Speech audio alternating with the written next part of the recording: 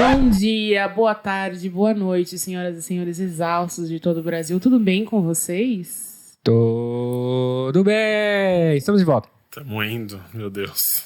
Eu sou a Ariane. Eu sou o Vitor Trindade. E eu sou o que sobrou do Francisco Junqueira.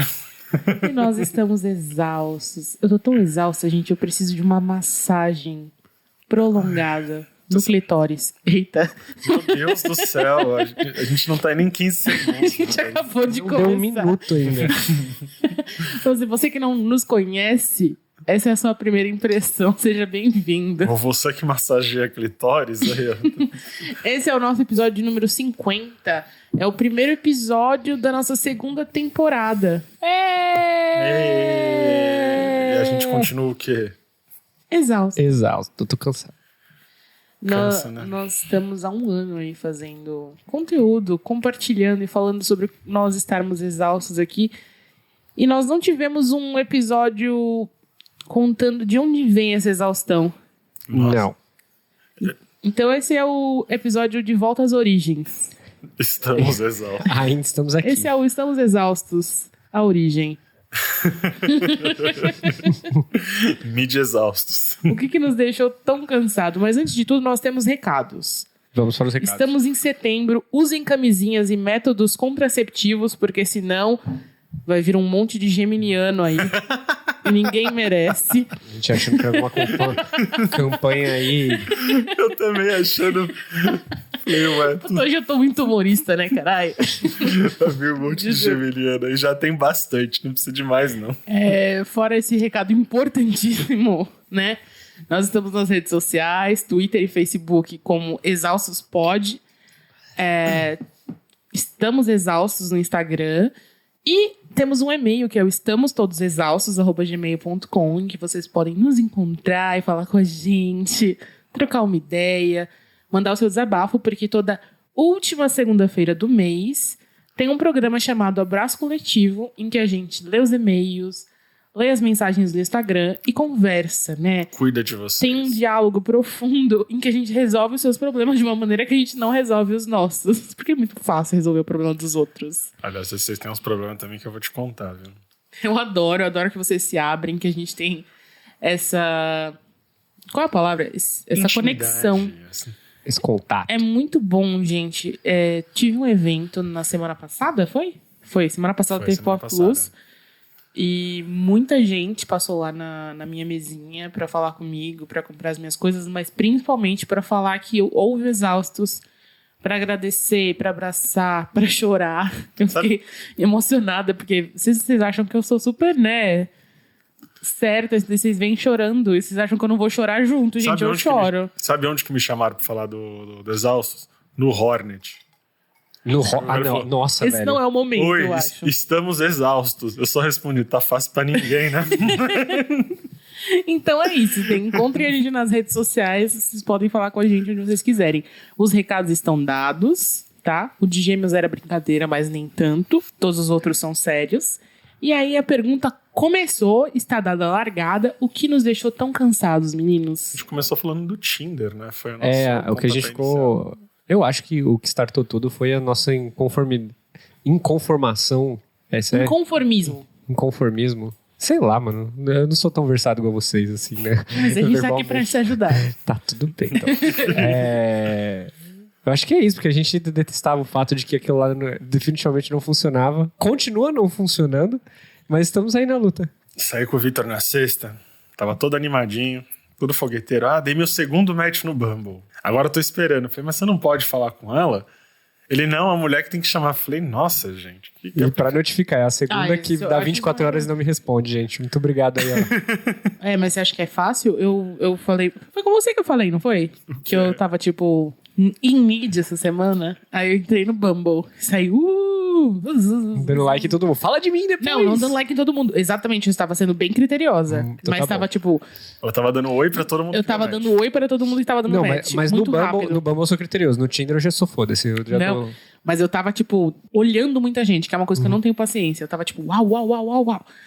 E aí, vários matches e vários ois. Oi, oi, oi, Mas oi. ele tava super numa bad, porque ele tinha um match só no Bumble. Ele, eu só tenho um match. e eu vou perder ele amanhã.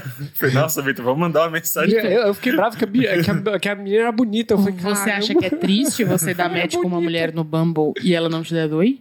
Então, pense como é triste ser a mulher que dá oi e o match expira porque o cara não respondeu. Eu tenho muitos matches. Não, mas aí... Que o cara não me respondeu. Nossa, eu fico triste vendo a quantidade de match que a Ariane tem. O meu primeiro foi, 2 semanas atrás, e depois de 4 meses de uso do Bumble. Gente, pelo amor de Deus, se alguém conhece algum social media do Bumble, põe em contato, porque fala, gente, isso não funciona.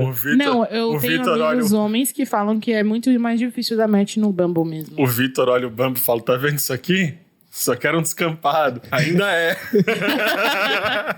O dia que eu de caminho empreiteiro, eu construo um negócio bonito, mas não vai ser hoje, não. E o melhor de tudo é que eu dei match com um monte de gente e o único que me respondeu dessa rodada de hoje Ai, meu Deus, foi um que eu falei oi e em vez de mandar um smile, eu mandei uma carinha de triste, sem querer.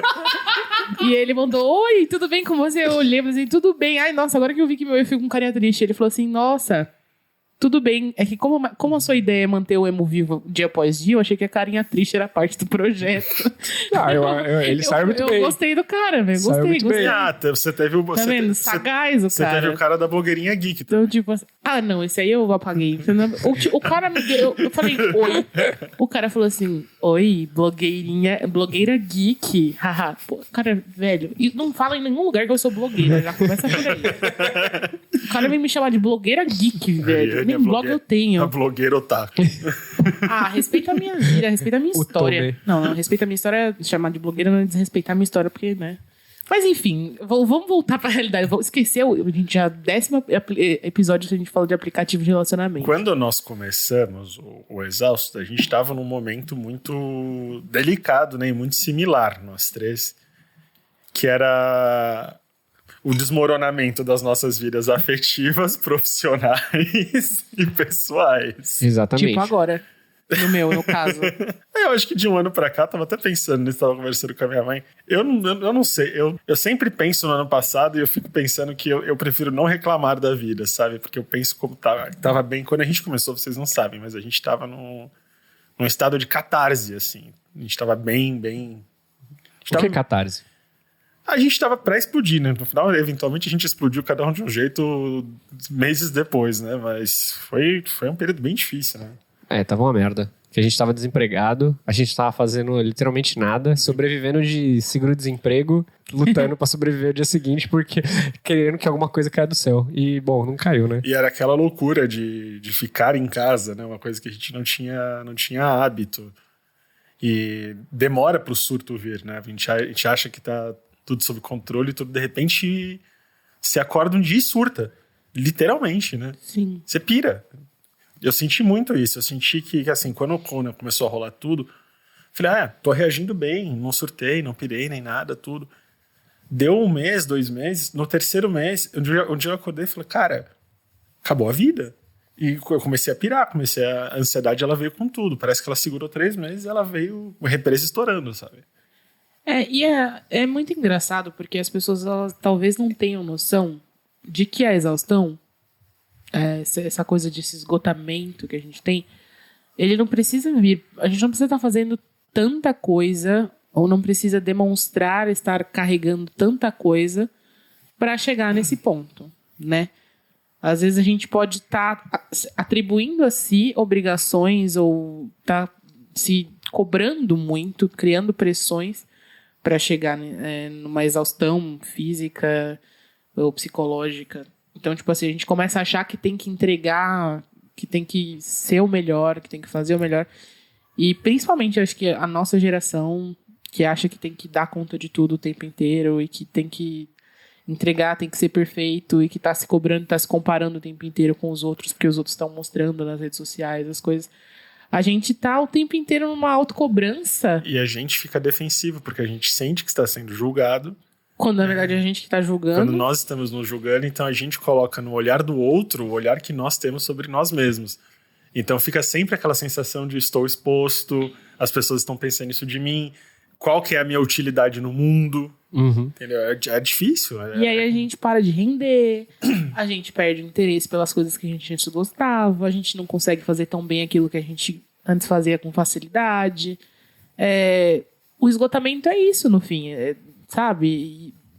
Eu tô falando isso por quê? Porque vocês estão falando, a gente tava no ano passado, mas na verdade eu meio que dei uma volta e vim parar no mesmo lugar. Então eu tô falando isso agora, eu cheguei num processo de exaustão agora e eu tô começando de novo. Então essas 2 semanas que a gente ficou longe, a gente não ia parar. Aí na primeira semana o Victor falou, gente, muita coisa, muitas edições, vamos dar uma parada. Não consigo editar essa semana. A gente falou, tudo bem, não vamos gravar. E na outra teve evento, o Fran teve viagem que sair. do Fran. A gente falou, não vamos fazer. E pra mim, no fim, eu não queria parar, porque eu senti que todas as outras coisas da minha vida não estavam dando certo. E o Exausto é a coisa que funciona pra mim. Mas ao mesmo tempo foi bom, porque foi a hora que parou tudo. Descansou um pouco, né? Não cheguei a descansar. E ainda vai demorar um pouco pra eu conseguir descansar.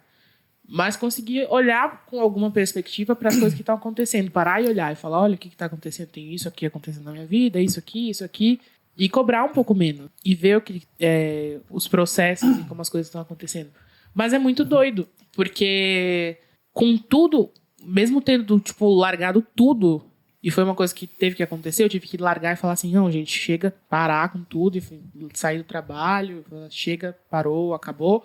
Ainda estou exausta. É que eu acho que esse processo, principalmente da exaustão, é como se fosse uma pedra no sapato, tá ligado?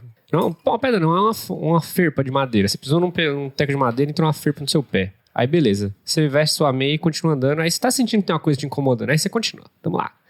Tá, 2 dias aquela ferpa inflamou. Mas ainda tá suportável, você continua levando. Tá. Aí você continua postergando e ela tá lá. Aí chega uma hora que infecciona, você não consegue mais pôr o pé no chão. Aí você fica puto, tentando tirar ela, sei lá, com a faca, com a espátula, que começa a doer mais. É a hora que você começa a ficar inconformado. Caralho.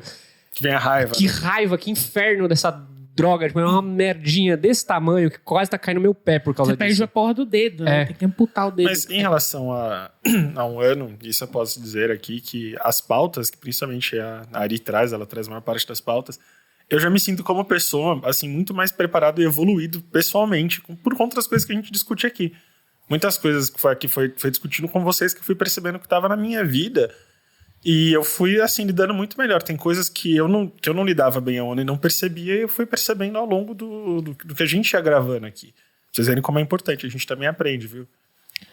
Inclusive com vocês, né?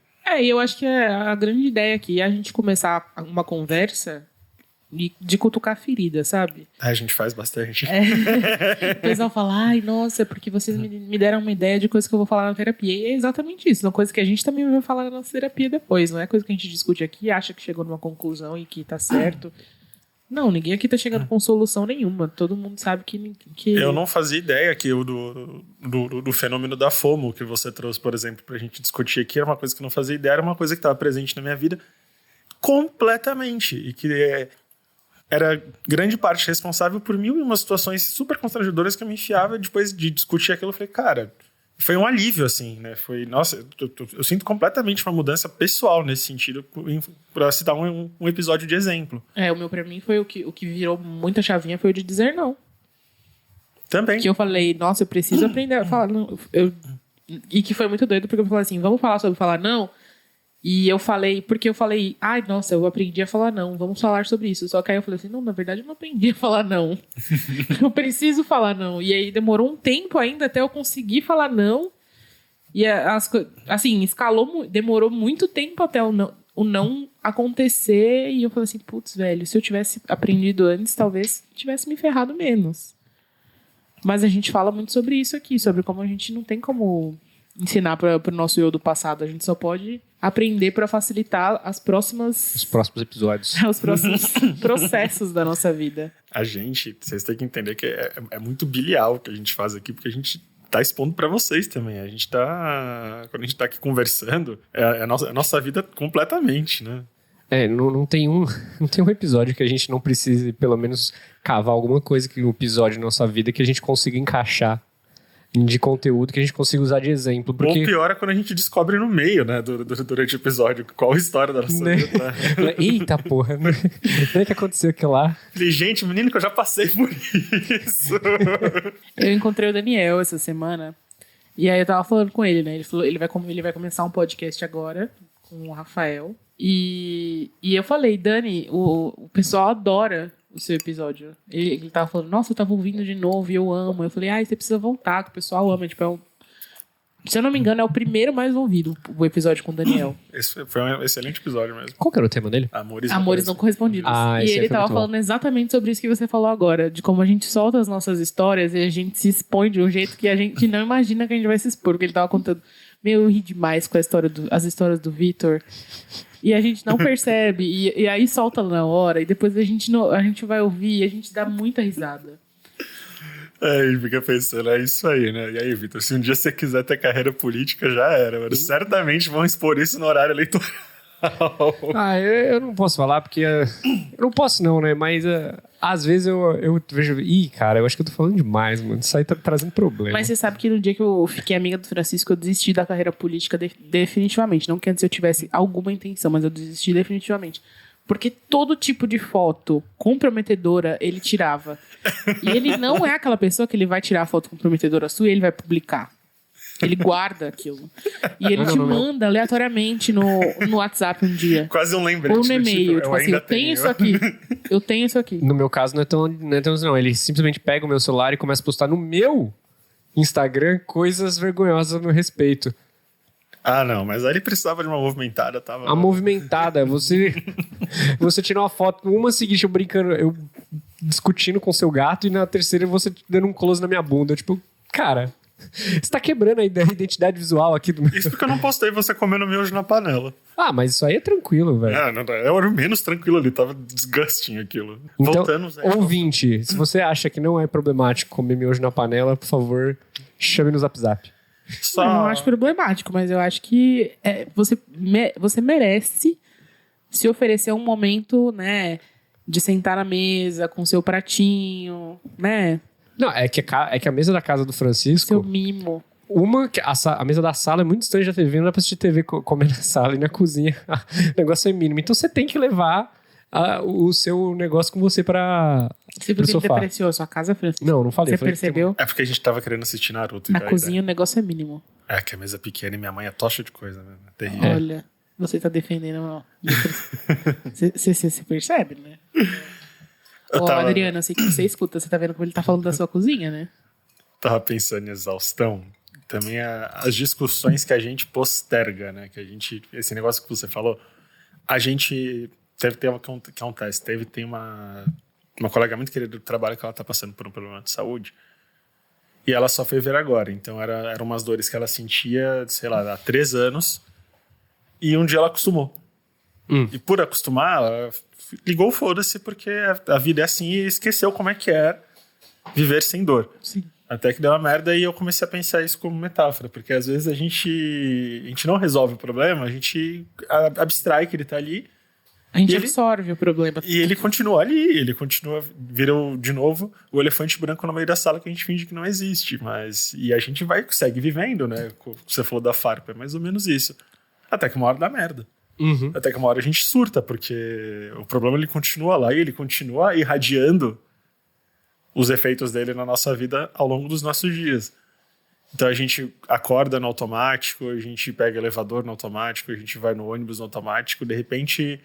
São 10 horas da noite e o que você viveu hoje, né? Qual que foi teu dia? Você ficou 11 horas fora de casa fazendo o quê? Não me lembra que minhas semanas, às vezes, é mais ou menos isso. Eu faço isso com muitas coisas na minha vida.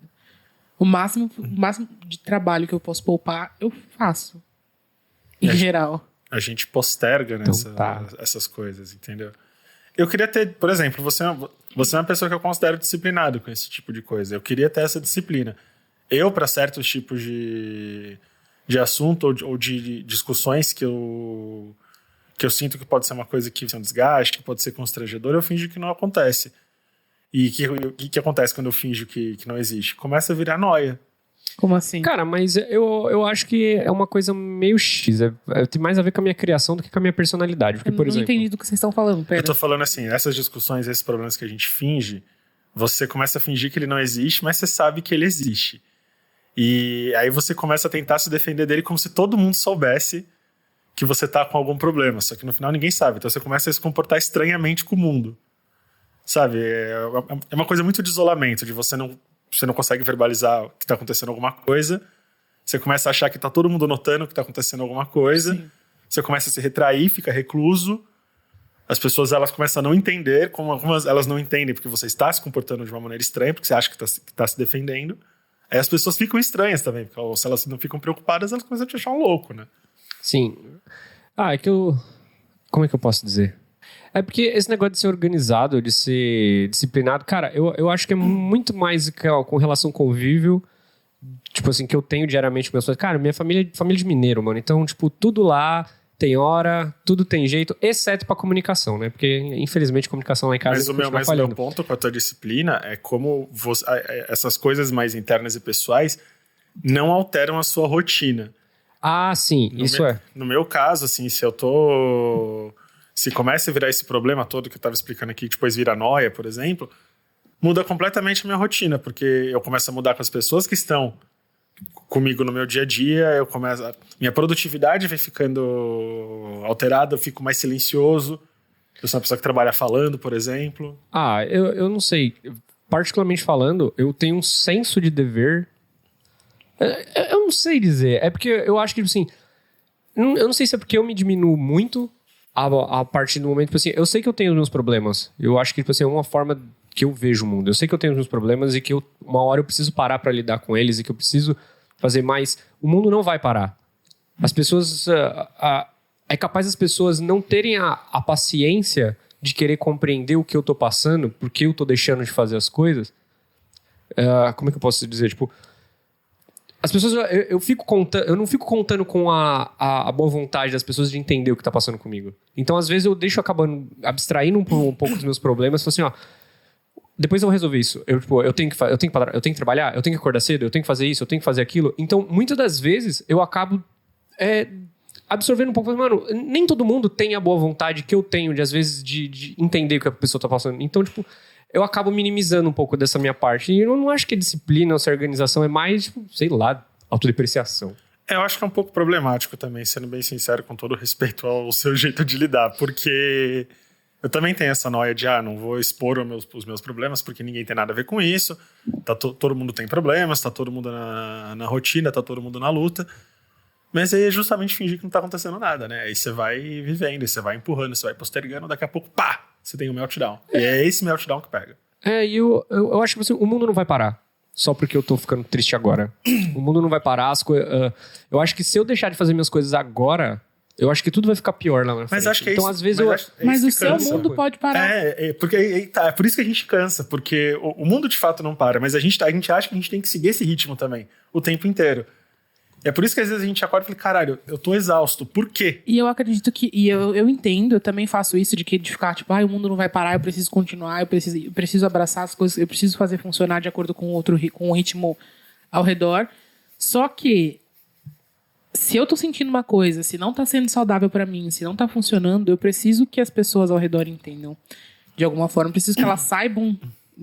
Assim, nem todo mundo precisa saber todos os meus problemas, nem todo mundo precisa entender tudo que eu tô passando. Mas as pessoas precisam saber que tem algo de errado, né? Eu preciso comunicar de alguma porque o meu mundo pode parar assim. É isso. Se eu não me preocupar comigo, ninguém vai se preocupar mesmo. Sabe? Ninguém tá aqui dentro, ninguém sabe o que tá se passando. Você resumiu tudo. Ninguém sabe o que tá se passando dentro de você. E você não é um servo dos outros. Não, mas eu não vejo como um servo. Eu vejo que, tipo assim, eu tenho coisas a fazer. E, tipo, quanto mais eu postergar essas coisas, são coisas que eu me comprometi a fazer e contando que eu não teria esse problema. Então, ok, esse problema tá aqui, mas eu consigo lidar com essas coisas. Vou te dar um exemplo, por exemplo. Às vezes você não acordou bem, você não tá afim de conversar, você tá com um humor diferente. De repente, se é alguém que você possa se abrir e dizer, olha, hoje eu não tô legal. Então, se eu for eventualmente, sei lá, grosso, por exemplo, hoje, não é um problema com você, é sem querer, porque tá acontecendo uma coisa na minha vida, whatever, não precisa dizer o que é. Mas as pessoas estão mais ou menos brifadas de que você tá num momento atípico do que você é normalmente. Entendeu? Porque também, por outro lado, o que não falta é gente que, de fato, vai cagar. Porque você tá passando e eu falei, nossa, que estúpido, nossa, que babaca, nunca mais quero falar com esse cara. E... Eu não acho que o mindset do Vitor tá errado, inclusive eu penso muito parecido. Mas eu acho que a gente... Na verdade, eu penso muito parecido, mas eu acho que a gente tá errado. Essa é a grande questão. Porque, por exemplo, eu funcionei assim. Foi o que eu fiz nos últimos meses. Eu falei assim, putz, me comprometi a isso aqui. Então eu vou fazer, porque eu me comprometi, eu não sabia que eu ia ficar mal. Então eu vou fazer enquanto tá rolando. E aí quando eu fui lá e falei, olha, não estou bem, encontrei outra pessoa pra colocar no meu lugar enquanto estou fazendo. Aí me deixaram lá, fingiram que eu não falei nada, porque eu tava fazendo. Eu já tava muito mal, só que eu tava lá fazendo. E não colocaram ninguém. E eu tive que continuar fazendo. Aí pirou. E aí, ninguém tá se preocupando com como eu tô. Eu fui ficando muito, muito, muito mal, muito, muito mal. E foi se prolongando. Até o momento em que eu falei de novo, olha, eu estou muito mal. Não dá. Aí foram procurar, aí falaram, tá bom. Eu falei assim, não, só que eu tive que falar assim, não vou mais ficar. Aí, tá, então vamos procurar alguém. Tararana. E eu tive que ficar um tempo a mais, já não aguentando mais, sabe? E aí você não consegue fazer as coisas direito, você se culpa porque você sabe que você não tá entregando o seu melhor. Qualquer coisa que falam te afeta muito mais profundamente do que deveria. Às vezes não é com você, porque, enfim... Só que você não consegue mais se blindar porque você já tá muito mal. E eu me comprometi antes de estar mal. Tudo bem, beleza. Mas eu tô avisando, eu dei todos os sinais. Isso que você falou também é outra coisa. Cada um tá correndo atrás do seu. Se você for pensar desse jeito, aí você se fode. Então não dá pra gente colocar o mundo continua correndo como o foco, porque senão a gente O mundo continua correndo, mas isso que você falou, a nossa receptividade para o feedback do mundo, do externo, fica completamente alterada. A gente começa a receber algumas coisas com muito mais intensidade, muito mais drama, porque vai reverberar nesse problema que a gente está postergando para resolver, para continuar entregando as coisas que a gente tem que entregar em questão de rotina. Então, esses feedbacks, eles vão vir porque a gente está dando muito mais de si por uma coisa que, sabe? Eu acho que, tipo assim, de todas as vezes que eu agi dessa forma, que a única vez que eu me arrependi foi da última vez que eu fui assaltado. E aí eu tava indo pro serviço, aí eu fui assaltado no caminho do ponto de ônibus, beleza. Aí eu já fui trabalhar com aquele mood merda. Aí eu me propus a trabalhar, beleza, trabalhei. Aí no final do dia, eu pensei, pô, vou pra casa. Mas não, eu ainda tinha aula de dança pra ir. Eu falei, caralho, acho que eu não vou. Aí me deu 5 minutos e falei, não, quer saber, eu vou. Eu não vou deixar essa merda estragar meu dia. E aí eu fui e aí eu acho que foi mais pelo fato de ser uma dança, que é uma coisa que eu tô me expressando corporalmente. Aí, tipo, cara, não rendeu nada. Eu fiquei completamente arrependido de ter ido pra aula. Eu podia ter muito bem ido pra casa e ter ficado de boa. Acho que foi um dos pequenos episódios que eu realmente me arrependi de ter agido assim. Olha, me permita falar de você. Eu já testemunhei alguns meltdowns seus em relação à insegurança profissional, que vem daí, por exemplo, umas coisas que você fala a teu próprio respeito, que eu viro e falo, mas isso é um absurdo o que você está dizendo. A gente teve essa conversa, inclusive, sobre a questão de reconhecimento. Sim. Que a gente estava tendo todo um debate com o Vitor sobre um tipo de reconhecimento específico que ele acha que falta um pouco. Mas eu estava explicando, mas, Vitor, isso está muito mais ligado com uma ignorância das pessoas do que com um demérito seu, né? Não, eu acho que, tipo, todo mundo deve ter isso. E foi, não, justamente, porque é uma coisa que a gente recebe com mais intensidade do que normalmente receberia, sabe? De fato, todo mundo tem. Só como a gente já tá alterado na cabeça, entendeu? Ele vem com toda a força do universo, assim. Tipo, sim. Foi aquela vez que eu pirei no trabalho que eu falei pra vocês. Que era uma coisa pequena que na minha cabeça era uma coisa gigantesca, assim. E eu surtei. Aí no dia seguinte eu fui fazer a reflexão do tipo, caralho, eu não tinha necessidade daquilo tudo. Uma coisa que eventualmente eu resolvi depois e... Por que eu surtei daquele jeito? Como que aquilo me abalou? Tipo, desestrutura completamente. Eu acho que é muito importante que a gente se veja muito mais do que o ratinho na roda, sabe? Fazendo a coisa girar.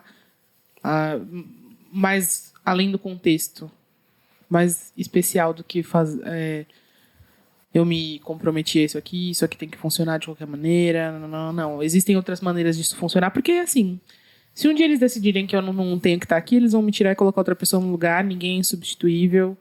Eu sei que é um pensamento cruel pra gente ter, mas eu aprendi que é esse pensamento que a gente tem que ter. Eu não sou insubstituível e eu posso me permitir pensar em não estar aqui nesse momento.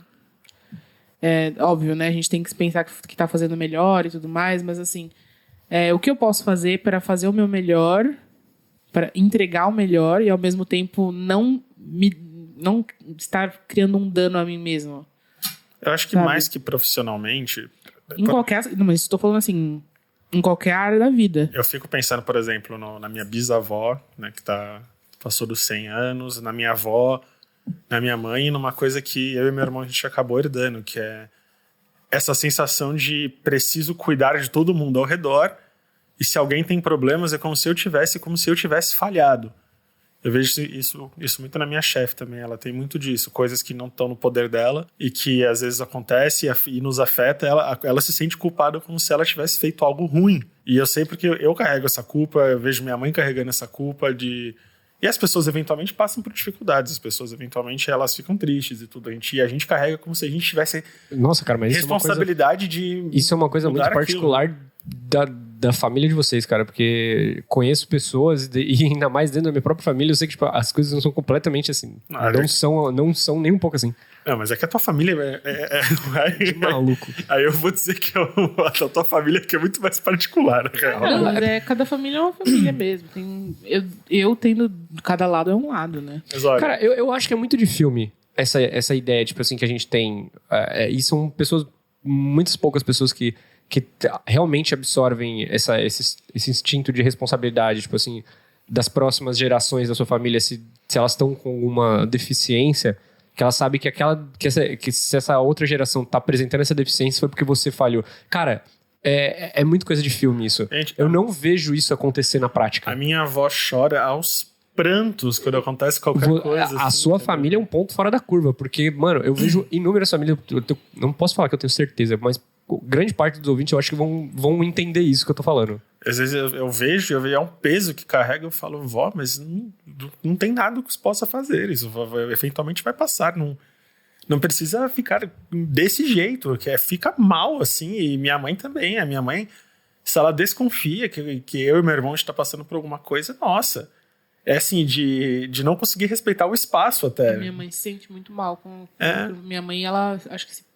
ela sofre demais com os nossos problemas. E eu fico mal porque... Sofre mais do que a gente, às vezes, né? Porque assim, ela é minha rede de apoio, ela é minha irmã, e nós duas temos muitos problemas, óbvio, todo mundo tem muitos problemas, e eu fico mal porque às vezes eu penso assim, que eles devem ter os problemas deles também, e a gente meio que sufoca ela até, né? Porque eles meio que se privam de compartilhar os problemas deles porque a gente tá lá com os nossos e tudo mais.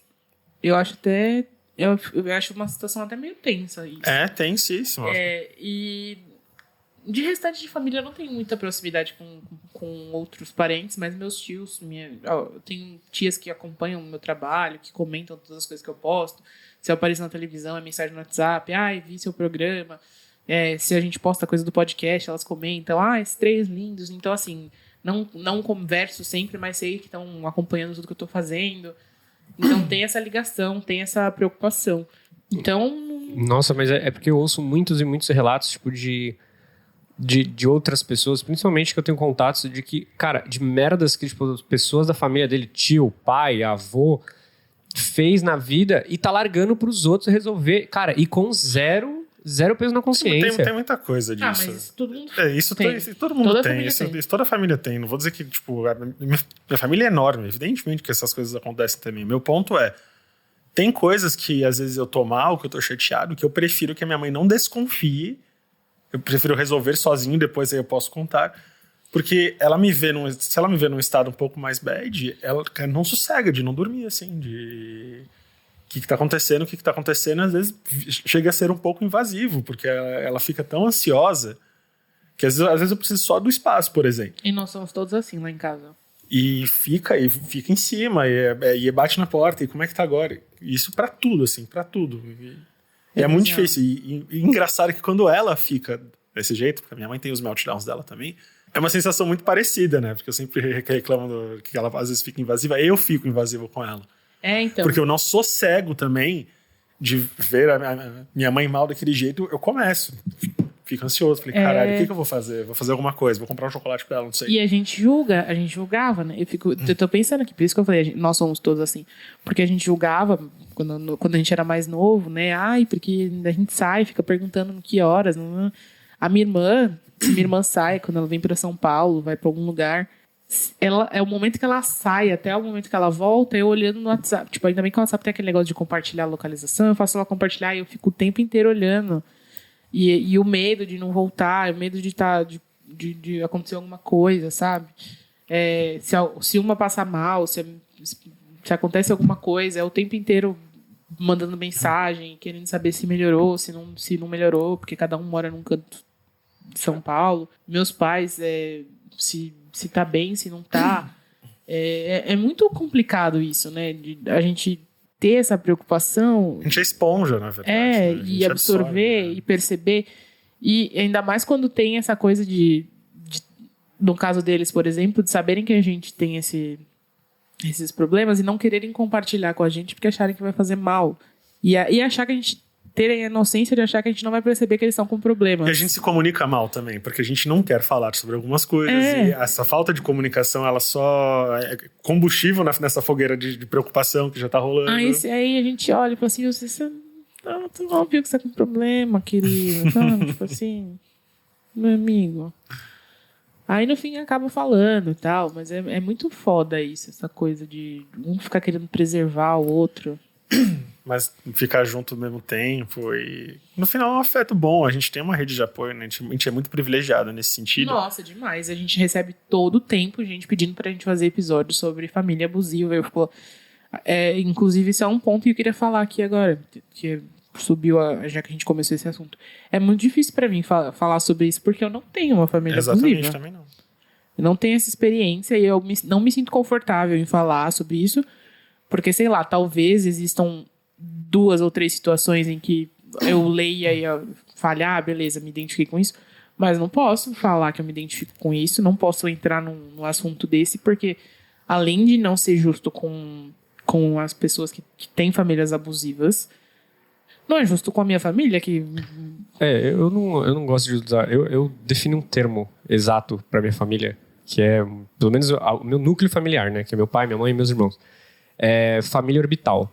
Tipo, eles não se aproximam, mas eles ficam próximos. Eles ficam rodando em volta de você. Tipo, eles nunca vão se aproximar, eles nunca vão interferir, mas eles vão sempre estar ali, ó, em volta. É um satélite. E é isso. Então, Mas acho que isso é um jeito de ser próximo. É um jeito de demonstrar afeto, né? Tem seus prós e seus contras. E é isso, como tudo na vida. Mas você sabe que, às vezes, assim, é muito de criação. A minha mãe, por exemplo, ela é muito endurecida com gestos físicos de afeto. Minha mãe, minha avó também, apesar de toda essa preocupação. O jeito que a minha avó encontra, por exemplo, de dizer que tá perto, que te ama, que pensa em você, ela aparece em casa com um espremedor de laranja. Comprei esse aqui pra você. Mas por que, vó? Não preciso de espremedor de laranja. Nem penso, mas eu falo, só agradeço, abraço, percebo que ela fica resistente, porque é uma pessoa que não tá acostumada a abraçar, porque minha bisavó também não estava acostumada a abraçar, porque era uma criação muito rígida, criação de interior, tipo, Berola do Paraná. E é o jeito que demonstra. A minha mãe é a mesma coisa. Minha mãe a compensação na cabeça dela, por exemplo, é cozinhar. Fez isso aqui, que é o jeito que... Às vezes a gente sente falta, né? Do abraço, de tudo. A gente queria uma coisa mais funcional, mas quando a gente começa a ver onde que tá a demonstração de afeto, ela existe. Eu me considero privilegiado pra caralho nesse sentido, principalmente por ser LGBT. A maioria das famílias que eu conheço de LGBT são completamente desfuncionais. Sim. Eu escuto histórias terríveis assim e eu não tenho uma história pra contar. Tem uma história ótima com minha mãe, uma história ótima com meu pai. Eu não consigo falar de família disfuncional pelo fato da minha não ser nem um pouco, assim. Eu sou extremamente privilegiado nesse sentido. Nossa, ontem eu fui num casamento e eu acho que eu chorei tanto. Eu nunca chorei tanto, gente. Porque foi isso, assim, as 2 famílias lá e os pais abraçando e chorando, e as avós. A avózinha de 90 anos, gente. e entrando feliz e falando, sabe? Isso é tudo pra mim, assim. Ver a família apoiando casal LGBT num momento que a gente tá, em que tudo tudo corre pro lado oposto, sabe? Tudo...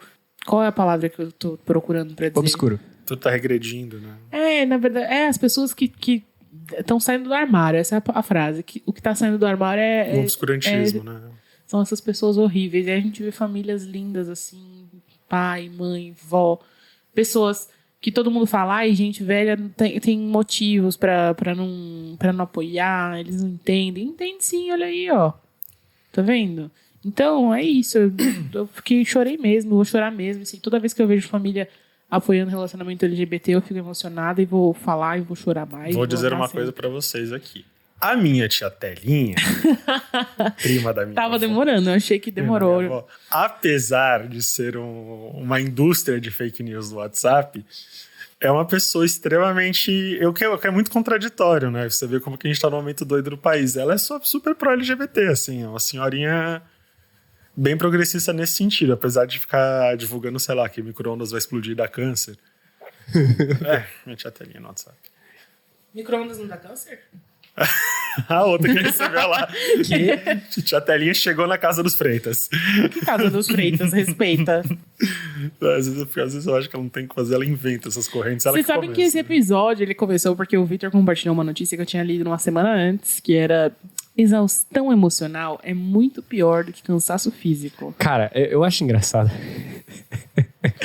É que quando eu compartilhei essa notícia, ela foi muito engraçada. Tipo, eu li, eu realmente absorvi a mensagem, só que aí eu compartilhei no Facebook. E aí, é uma notícia pesada, vem junto toda uma reflexão, tal, da geração, que beleza, a gente não tem muito trabalho laboral, em grande parte, mas nosso exaustamento... E aí, vem acho que a amiga da minha mãe, da igreja, essa X aí postou, comentou, lindo, beijos. É o quê? Meu Deus! Tá exausto. A senhora não leu. Dona, olha o que tá escrito. Mas acho que faz todo sentido, porque, por exemplo, eu acordo, sei lá, 5h30 da manhã pra fazer 1 hora de corrida, e a exaustão física é o que consegue suprimir a exaustão mental pra conseguir seguir o dia. Porque a exaustão mental, ela é um tufo, né, de coisa por dentro. É sempre uma sensação de náusea muito estranha, é tenso. Eu não sei, cara. Eu reparo que minha exaustão mental quando eu vejo tanto de coisa que eu fiz durante o dia, que eu produzi principalmente no serviço, e aí depois, eu vejo a hora que eu acordei, o que eu fiz no caminho de serviço, o que eu fiz no serviço, e depois que eu fui, sei lá, tive aula de dança ou editei o podcast, cheguei em casa, e aí eu reparo que, 11 horas da noite, se eu encostar na cama, eu não levanto. Se eu tiver com fome, eu vou dormir. Porque eu não aguento pensar, eu não consigo mandar o comando para minhas pernas levantarem e ir até a cozinha e esquentar eu acho que um prato de comida. Eu acho que a exaustão mental, ela vira um estado de surto, ela tem triggers muito específicos para cada pessoa. É como se você, sei lá, eu acho que a melhor metáfora é você estar num quarto cheio de gás e repleto de interruptores. Você não sabe qual que é o que vai explodir aquela merda toda, sabe? Uhum. E tem uns muito específicos, assim. Sei lá, a minha exaustão mental, ela manifesta com triggers muito específicos. Às vezes de relacionamento, às vezes profissionalmente, às vezes de autoestima. Esses são os piores possíveis. Trigger de autoestima vem, e aí vem uma porrada de pensamento autodepreciativo, autossabotagem, e vem uma porrada de coisa que eu preciso parar e falar, gente, parou, volta, racionaliza como é que tá a sua vida hoje. Não faz o menor sentido essas coisas que você tá pensando. Parou, que isso aí é a tua cabeça tentando te colocar pra baixo pra te proteger, sabe Deus do que, de uma forma muito estranha. Uhum. A autoestima é terrível nesse sentido pra mim de trigger. Eu acho que a exaustão... Chegou o Murloc também. A exaustão mental ela é pior que o cansaço físico, porque o cansaço físico é parte da exaustão mental, né? Só que ele não vem sozinho, a gente não consegue desligar, a gente tá exausto e a mente não para. E o pior, ela não funciona bem. Então, você quer formular uma frase, mas você não consegue formular a frase corretamente. Você começa a falar de uma coisa, você não consegue lembrar as coisas direito. Muito doido, você começa a arrumar umas brigas sem querer no WhatsApp, porque você não se expressa direito. Você tá né? de bom humor, de repente seu humor muda, porque just because. Não tem motivo. Você quer sair com os amigos, mas você não quer, você não tem energia. E aí você vê as pessoas lá e você fica mal, porque você tá vendo as pessoas que você gosta e você não pode estar com elas. O seu corpo não permite que você esteja com elas. A sua mente não permite que você esteja com elas. Eu me sinto mal, tipo, me dá ansiedade no sentido... até já falei aqui, eu acho. Aquela coisa física mesmo, de dar dor de barriga, tipo, pra evitar sair. Então, assim, tem situação social e aí eu começo a passar mal pra não sair. Tipo, ai, nossa, não vou. Aí, na hora de sair, me dá uma puta dor de barriga ou me dá um puta enjoo, aí eu não consigo sair. É aquela coisa muito doida. Eu acho que é diferente da exaustão física de, sei lá, eu andei 3,5 km, porque quebrou um ônibus Fui da Piratininga até minha casa andando. Isso é uma exaustão física que você sente na perna. Eu acho que a exaustão mental, quando ela bate como cansaço no corpo, é uma sensação de fadiga, sabe? Que parece que você tá sendo... O corpo pesa. Parece que você tá sendo corroído, entendeu? Uma parece coisa que tá carregando peso na perna, sabe? Isso, tipo... não é aquela coisa física que você sentar no sofá, você sente, sabe, os músculos relaxando todos ao mesmo tempo. Não, é uma fadiga que qualquer coisa é extremamente cansativo. E é engraçado que, tipo, esse fato da exaustão mental, ela...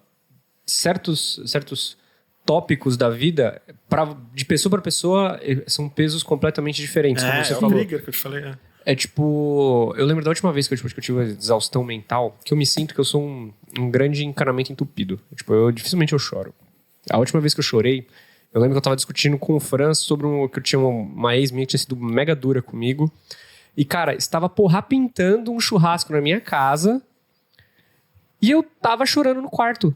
E eu queria descer pra comer, só que eu estava tão mal, porque eu tinha discutido com a pessoa. E eu tava falando com o Fran, e falou, caralho, mano, eu não consigo, tipo... E aí eu percebi que tudo tava ok na minha vida naquele momento. Tá ok, eu tava começando a trabalhar, eu tava resolvendo minhas coisas, tava tudo certo. Mas aquele peso, naquele assunto específico, pesava 1 tonelada. E aí eu vejo, tipo, caralho, como que... A exaustão mental ela funciona de formas diferentes em cada um. Tipo, eu posso estar super tranquilo, meu trabalho pode estar perfeito, eu posso não estar brigado com meus pais, minha rotina tá mal, meus amigos estão ok, tô de bem com todo mundo. Mas sei lá, se a pessoa que eu gosto, mano, falou alguma coisa que eu não concordo e que eu não consegui retrucar lá na hora, eu fico mega mal. E aí, tipo, às vezes eu posso não estar cansado, né? Posso ter descansado, mas aí eu tô exausto. É bizarro. E às vezes a gente não consegue... Eu acho que é uma coisa que pega muito pra mim, assim, a gente dorme e não consegue descansar. Acorda cansado. Tipo, acordo mais cansado do que quando eu fui dormir. E acontece muito isso, assim, quando eu percebo que eu tô começando a ficar mal, e é uma coisa que eu falo muito na terapia, assim, que eu, tipo, a primeira coisa eu falo assim, socorro.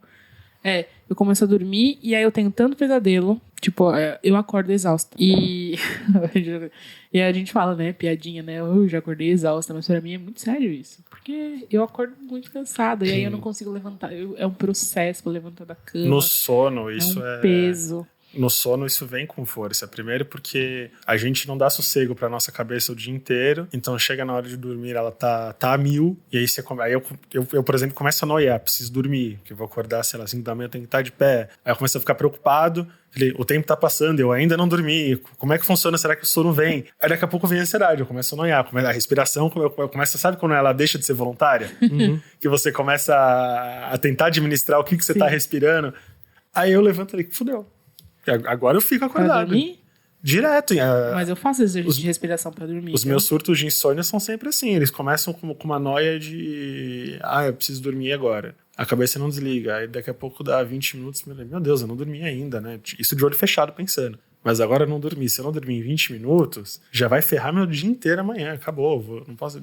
Aí começa. E aí vem a ansiedade. Eu raramente tenho isso. É que assim, já tive alguns episódios desse, mas eu raramente isso. Mas uma coisa que me pega é que eu nunca sonho. Tipo assim, eu sei que eu sonho, mas eu nunca lembro dos meus sonhos. Meus sonhos nunca me representaram nada na minha vida. E tipo, é muito X. Eu sempre acho, mano, eu devo ter algum problema. Porque, tipo, não é possível. Eu não lembro do que eu sonhei. E, tipo, e os poucos que eu lembro são uns pesadelos muito X. E eu fico, mano, por quê? Eu sonho com briga. Queria ser assim. Eu sonho com briga. Eu sonho demais. E, assim, eu, quando era pequena, aquelas pessoas... Eu sempre, desde sempre, sonhei muito com coisas da minha vida. O que é meio óbvio, né? Eu sou muito observadora. Isso é uma coisa que acontece. Eu observo muito as coisas ao longo do dia. Provavelmente eu devo pensar muito nessas coisas em segundo plano. Então, tipo, mesmo sem saber, eu tô pensando nisso. E aí, quando eu deito, aparecem as soluções pra essas coisas. Então, eu sonho com a solução. E aí, tipo... que as pessoas chamam de sonhos premonitórios. Na verdade, não é uma premonição, é simplesmente a solução da minha cabeça para a situação que eu pensei ao longo do dia. E aí eu tenho muito disso, assim, muito. Eu fico bravo com esse meu comportamento, porque eu fico pensando, nossa, se eu fosse algum artista surrealista, eu nunca ia funcionar. Putz, cara, eu preferia não sonhar tanto assim, porque várias situações, ainda mais pra mim que sou ansiosa, são horríveis, tipo, várias vezes de pessoas que, tipo, de traições que eu tive. Tipo, sonhar com briga, né? De pessoas briga em casa. Não, assim, mais pessoas que me traíram, assim. Muitas vezes aconteceu pessoas me traírem e eu ter sonhado antes que ia acontecer. Sonhar que tá chorando também, né? Isso é pesado, que você acorda zoado, né? De coisas que... De mortes e pessoas que ficaram doentes, sabe? Ou só ficar magoada com coisas e as coisas ficarem passando várias vezes. Ou, sei lá, tipo, o pessoal vai embora da sua vida e aí você fica sonhando eternamente com coisas que você queria falar e não falou, sabe? Ficar brigando em sonho pra sempre. Eu comecei a criar algumas técnicas, assim, quando eu sinto que eu tô com dificuldade para dormir, quando eu sinto que passou meia hora e o sono não veio, eu troco de lugar de cômodo, por exemplo, pra dormir. Eu vou, desarrumo todo o sofá, monto uma cama no sofá. Mas eu não fico brigando pra dormir, eu durmo muito fácil. Começo a assistir coisas, porque... eu tiro todo esse troço de pensamentos que fica um tufo, parece, sabe? A grande questão pra mim é essa. Eu deito e durmo. E eu sonho muito naturalmente. Mas você acorda? Não. Eu acordo. E tipo assim, aí eu posso acordar e deitar e ter um novo... E aí sonhar com uma coisa completamente diferente. É muito bizarro. Várias novelas. Em uma noite dá pra ter, tipo, 5 temporadas de uma série na minha cabeça. Mas dá. Pior que dá. Não, eu tô falando sério. Porque quando a gente dorme, a gente perde noção de tempo e espaço. Então, um segundo pode durar 7 anos. Eu tava falando pro Vitor que na fatídica semana do churrasco que a gente fez, eu tinha tido um sonho horroroso que a minha mãe morreu no acidente de barco. Nossa. Foi horrível. Isso aí foi, sei lá, numa terça. E aí eu cheguei em casa naquele estado lindo. E minha mãe, o que ela faz? Ela adora conversar comigo quando eu tô naquele estado. Porque, sei lá... eu saio falando as coisas. Assim, tudo que eu não me abro sobre sentimentos, eu me abro quando eu tô bêbado. Adriana, não é legal. Isso é estupro. Estupro de vulnerável. E aí, ela conseguiu fazer eu contar a porra do sonho. Nossa, mas ela disse que eu chorava. Porque, gente, foi um sonho horrível. Tanto que eu não esqueci, sabe? E esses me marcam, assim, eu anoto. Eu tenho um caderninho. Gente, mas você anota logo os ruins? Eu anoto todos. Gente do céu. Eu anoto todos os meus sonhos. Eu só anoto os que marcam muito, muito, muito. Não sei o que é isso. Eu anoto todos os meus sonhos. Inclusive, tipo, uns sonhos doidos, que ela sou um vampiro. Eu vira e mexe sonho essas coisas também. Isso é muito a cara do Francisco. Vira e mexe sonho. Cara, eu acho que o único dia que eu vou sonhar, que eu vou anotar, é um dia, sei lá, que eu virar um piloto de mecha. Só isso. É o único que eu realmente queria viver. Vai, conta, Fran. Ainda tô brava com você, Dri. Não, foi isso, entendeu? De como mexe comigo essa coisa do sonho, porque às vezes eles são muito malucos, assim. Então, a gente contou várias coisas aqui, já até perdi o fio da meada. Mas o que podemos fazer para combater essa sensação de exaustão constante? Eu sei que a gente adora ser exausto, na verdade, assim, conceitualmente, mas na prática, não é saudável pra gente ser exausto o tempo inteiro. Não é maneiro. Não é. Então, aquela coisa, né? Que a gente fala, parece clichê, mas beber água, muita água. Fazer cocô todo dia. Exercício físico. Fazer cocô todo dia. Alimentação saudável. Sim. Terapia. A alimentação é muito importante nessa questão desse cansaço, porque o jeito que a gente fica à noite, principalmente, às vezes tá muito ligado com o que a gente tá comendo, principalmente depois das 8. Gente, quando eu descobri que eu tenho doença de Crohn, qualquer dia eu explico mais sobre isso. O gastro estava me explicando que muito do nosso humor é reflexo de como o nosso intestino está trabalhando. Completamente. Se você está desanimado, se você está com alguma coisa, provavelmente você comeu alguma coisa e que o seu intestino está demorando muito para processar aquilo e está consumindo toda a energia do seu corpo. E é exatamente assim que você trabalha. Se você não come, se você, sei lá, você come um boi por dia, vai no Burger King, você chega no final do dia exausto, cara, é porque o seu organismo tá assim, cara, pelo amor de Deus, eu tô precisando buscar energia, sei lá, um tempo. Do seu Joanete pra eu processar isso aqui, cara. Exercício físico é uma bomba de endorfina muito boa. E a namorada do meu primo, a Fozi, gosto muito de você. Do nada. Ela tava falando sobre aproveitar as manhãs melhor. Como a gente consegue transformar o nosso dia se a gente começa a aproveitar melhor a manhã. Ela leu isso num livro, que acho que inclusive deve ser o nome do livro, né? Aproveite melhor suas manhãs. Não vem coisa de coach aqui, né? É qualquer coisa assim, tipo... E faz muito sentido. Por muito tempo, eu trabalhei num lugar que eu entrava 12h15. Então, meu horário era... Eu levantava 9h30 da manhã. Uhum. Aí, por mais que seja pra ir pra academia e tudo, eu comecei a ver diferença. Eu gosto de acordar às 5h30, por isso que eu falo bastante disso, porque eu percebo como faz bem esse tempo entre 5h30 e 8h30 que eu já tô ativo. Eu não tinha o hábito de tomar café da manhã, mudou minha vida também. Tomar café da manhã é tudo na vida. Tomar café da manhã. Sim. Mas então é isso, gente. A alimentação muda muito. Por exemplo, a gente fica falando de autocuidado. Inclusive, eu quero fazer um episódio novo sobre autocuidado. Eu já estou avisando vocês dois. Sim, senhora. A gente vai fazer um autocuidado 2.0, porque eu tenho umas considerações muito importantes para fazer. E a alimentação é uma coisa muito importante. As pessoas hoje ficam falando de skincare, pipipi, popopó. Não adianta nada você encher sua cara de creme se você entope suas artérias de hambúrguer. Exato. E terapia, né, gente? A gente precisa entender o que tá acontecendo dentro da gente, o que tá nos afetando para poder lidar melhor com as nossas situações do dia a dia, para poder saber o que a gente vai manter na nossa vida, o que a gente vai tirar. Porque senão a gente não pode abraçar o mundo. Eu acho que essa é a maior lição que a gente tem que aprender na vida, que é a mais difícil também.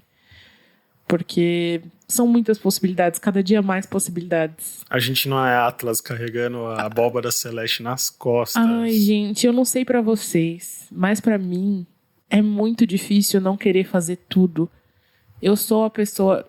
E eu sempre achei isso muito difícil, porque eu olho em volta e eu cresci olhando as crianças, sabe? Eu vou ser tal coisa, eu vou ser tal coisa. E eu nunca fui a pessoa que, eu vou ser, sei lá, médica. Eu vou ser advogada. Não, eu sempre fui a pessoa que queria ser várias coisas e que queria testar. E aí até hoje, não posso falar que eu sou jornalista, ou que eu sou publicitária, ou que eu sou ilustradora. Eu faço um monte de coisas e cada dia eu faço uma coisa nova. E eu gosto de experimentar, eu gosto de testar. E nessa de fazer várias coisas, eu acabo abraçando muita coisa o tempo todo e abraçando o mundo.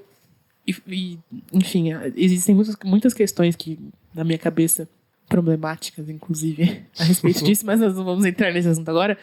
Mas que também causam essa coisa de querer abraçar muita coisa ao mesmo tempo. Sabe o que me cansa, às vezes, mentalmente, pensando? Você estava falando disso de... Essa noção de que o tempo tá passando e a gente ainda não tá rico. Eu já ia chegar nisso também. A vida não deu certo. E aí eu fico pensando na bad que eu tive, pensando em Naruto, da morte de um personagem, que ele vai fazer todo um discurso e tem uma parte desse discurso que ele fala que minha vida foi repleta de falhas e meu sonho sempre foi que um dia eu ia fazer uma coisa tão certa que ninguém nunca mais ia pensar nessa trajetória repleta de falhas. Eu falo, cara, eu penso nisso o tempo inteiro. O Jiraiya? Hoje eu vou fazer aquela coisa. Hoje que eu vou dar certo e o mundo vai fingir que nada do que eu fiz de errado aconteceu. Essa é uma noia que eu tenho e é muito cansativa, porque quando que a gente fica pensando, quando que vai dar certo? Né? E como mulher também, eu sempre fico pensando que a mulher tem que casar e tem que ter filho e tem que dar conta da casa e dos filhos e da família e piriri pororó. E eu não... Gente, eu não tô nem conseguindo beijar na boca, que dirá casar, ter filho e dar conta de uma família, sabe? Eu tô parado numa etapa antes, né? Né? Tá querendo abraçar o mundo aí. Não tô podendo, velho. Querendo abraçar o mundo, você não tá conseguindo abraçar a pessoinha do lado. Os matches do Bumble nem me respondem, sabe? Mas me chama de blogueira geek. Te fuder, rapaz. Vai se fuder. Vamos pras indicações? Vamos. Quem começa? Posso começar? Eu fui ver com a Ari essa semana o Midsommar, que vai estrear semana que vem, né? Não, essa semana. Dia 19. Dia 19, é. E é um filme bem difícil, é um filme tenso, é um filme lento, é um filme muito diferente do que é vendido no trailer. Mas é um filme que a gente quer, inclusive, discutir mais. A gente teve A gente não teve uma experiência tão boa com a nossa sala de cinema, que não estava muito comportada. A gente foi numa pré-estreia, foi um pouco caótico. As pessoas eram meio reativas na sala. Mas, assim, é uma proposta bem interessante, é uma proposta diferente. Não dá pra dizer que é um filme ruim de jeito nenhum. Ele tem um ritmo muito dele, entendeu? E ele tem jeitos de causar o desconforto que oferece como filme de terror, jeitos muito, muito únicos e muito psicofísicos, por assim dizer. Não vou dar spoiler aqui, mas é uma experiência, assim. Vão assistir e vamos tentar debater em alto nível, pelo amor de Deus.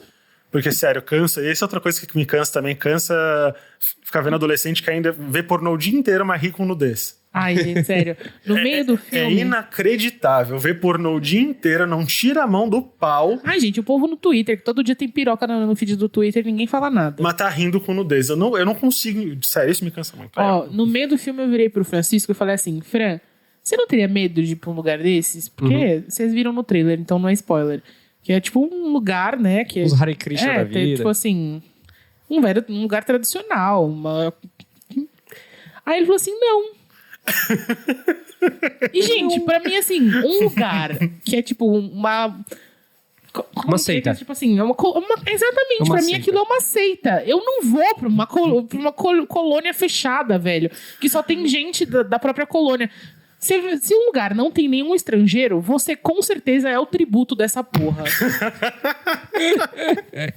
Entendeu? Não tem turista. É só isso que eu tenho pra dizer. Você tá chegando lá e não tem nenhum turista, você é tributo. Se a CVC não oferece como pacote, deu ruim. É só isso que eu tenho pra dizer. Vai pra Punta Cana. Não, mas agora falando sério, o diretor ele meio que dopa a gente, né? É muito legal, você fica dopado, ele faz os efeitos especiais, a filmar, não é efeitos especiais, a filmagem, ela dá aquela sensação de que você tá drogado igual a galera. Tem várias cenas meio que a galera usa drogas lá e você parece que tá drogado igual eles. Então é muito doido, porque você fica se questionando assim, mas aconteceu, eu estou drogado. E é um filme que ele tá ali pra te deixar desconfortável. Então você fica, às vezes, desconfortável fisicamente, inclusive. Os olhos cansam, porque é um filme muito claro, muito claro, muito claro. É visceral pra caralho. Visceral. Tem tripas e violência, e, tipo, mas não é à toa a violência. Tá ali por uma questão... Eu acho, eu não achei que foi à toa. Mas é uma pegada diferente do Hereditário, vocês têm que ir com isso em mente. Então, eu gostei mais de Hereditário, tá, gente? Hereditário eu achei que fez sentido mais pra mim do que o Midsommar, mas não é ruim. Não estou falando que é bom, mas também não é ruim. Temos que ver de novo com... Quero ver de novo, mas não desrecomendo. Esse é meu novo selo aí. Eu vou fazer a partir dessa semana eu vou fazer os posts do nosso feed com as indicações. Eu vou ter o selo, não desrecomendo, porque... Tem uma experiência. Não é excelente, mas dá pra ver. Também vai ter esse. Nota 6. Aquele 6 safado pra passar de ano. Não é o caso do Midsommar, gente. A gente tá só... São só nosso brainstorm. A gente tá tendo devaneios aqui. Qual a sua indicação, Vitor? Vamos lá, eu tenho 2 indicações. Eu juntei muitas indicações durante esse mês de semana, mas eu vou dosar elas. Vou só com 2 agora. Vai juntando, né? A primeira é porque, assim, uma eu preciso muito dar ela agora, porque... Olha que frase solta. E essa não vai na edição do... porque ele corta, né? Eu preciso muito dar. Trindade Vitor. O homem que queria dar. Prossiga. Pega essa aí, ô Gutierrez, por favor. Faz a arte da semana. A primeira é o Bacurau, que é um filme nacional que vai sair de cartaz agora na próxima semana. Então, se você tá? No cinema de São Paulo, é a última chance de você ir assistir. Eu, particularmente, assisti ele ontem e eu tenho as minhas ressalvas por ser do meio e eu sei que tem algumas coisas técnicas que eu não gostei tanto, mas... Chato. Não. Mas estou relevando elas pelo fato de que é uma construção de uma linguagem... Ai, se fosse vídeo, eu tava colocando perna longa de batom falando agora. Porque se for... Porque como... Mas como é uma linguagem que o cinema brasileiro tá querendo construir e que eu acho, assim, interessante, eu achei, apesar de tudo, eu posso não ter gostado agora, mas pode ser que eu acabe gostando futuramente, eu achei muito legal, é uma proposta muito diferente e sai daquela ideia de filme brasileiro que é filme favela. Não, eles mostram a realidade de ser do interior, de hoje, que não é mais sertão, né? O sertão do interior, ele mudou um pouco, ele é um pouquinho diferente.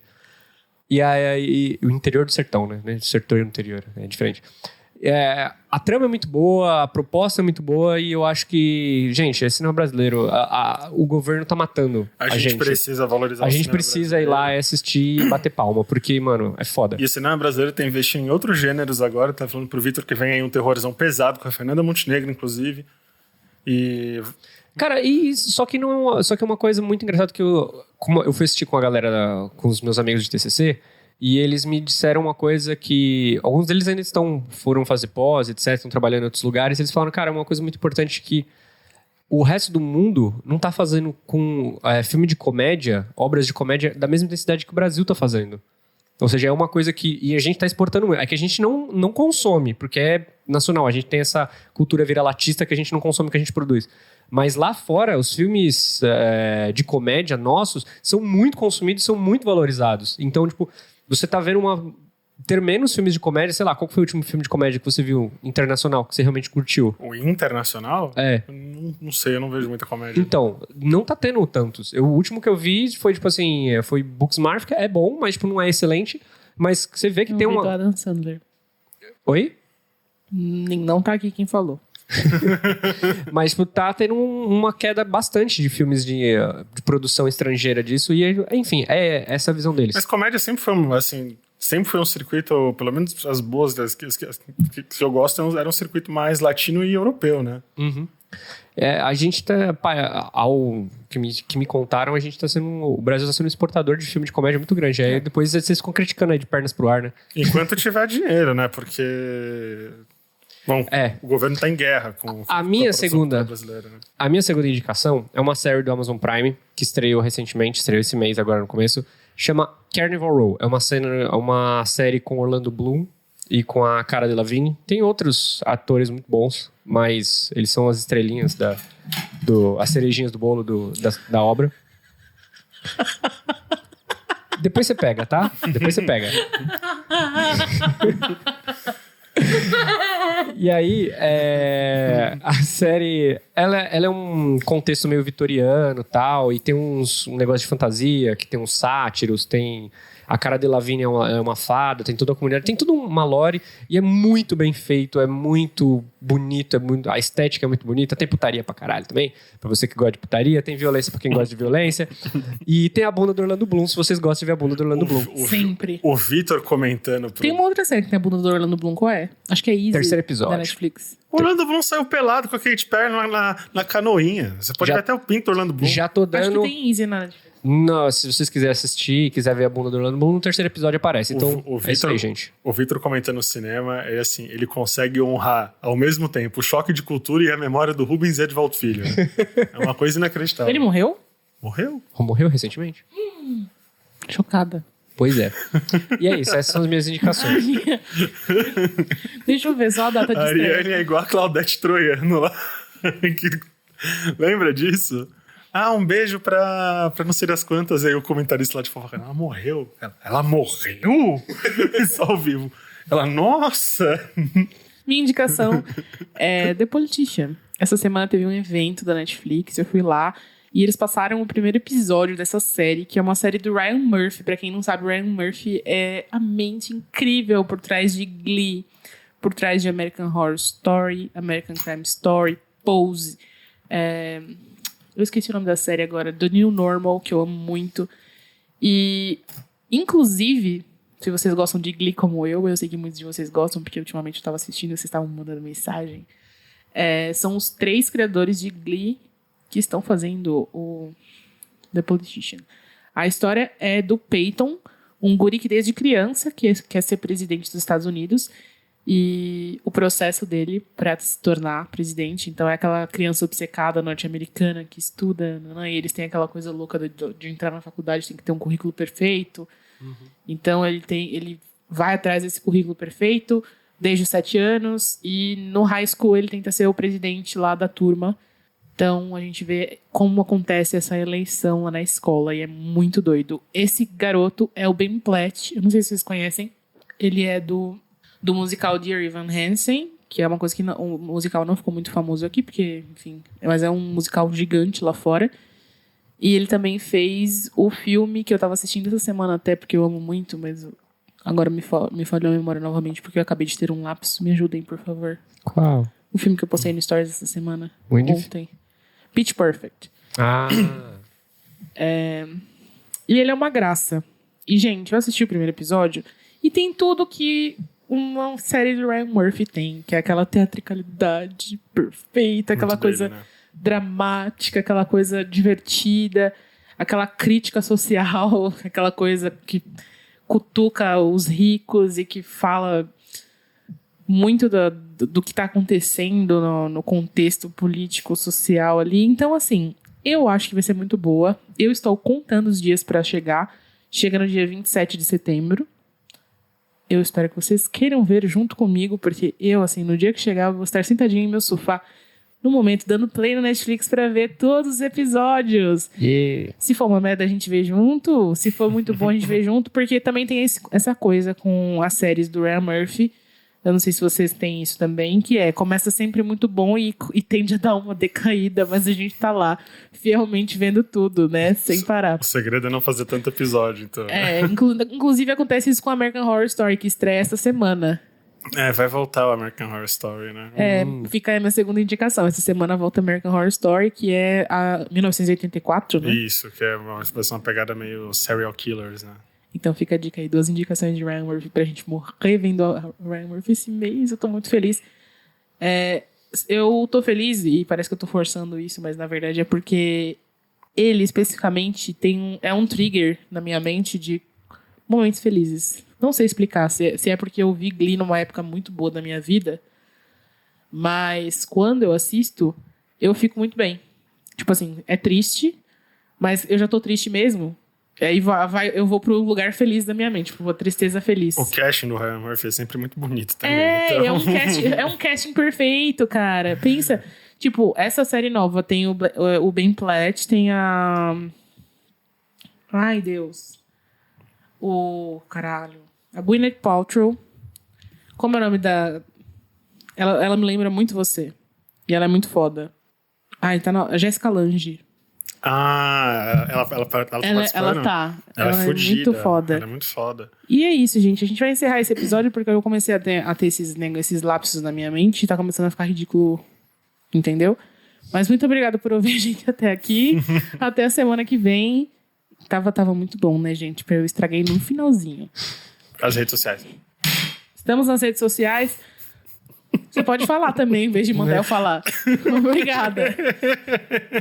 Estamos nas redes sociais, que é nosso Twitter, @exaustospod. Nosso Instagram, que é Estamos Todos Exaustos. É isso? Estamos exaustos. Estamos exaustos. As pessoas não sabem, elas são... Eu não ia arriscar porque eu ia falar errado também. Estamos exaustos no Instagram. Estamos todos exaustos, @gmail.com. Exaustospod no Twitter e Facebook. É isso. Um beijo. É isso. Tchau.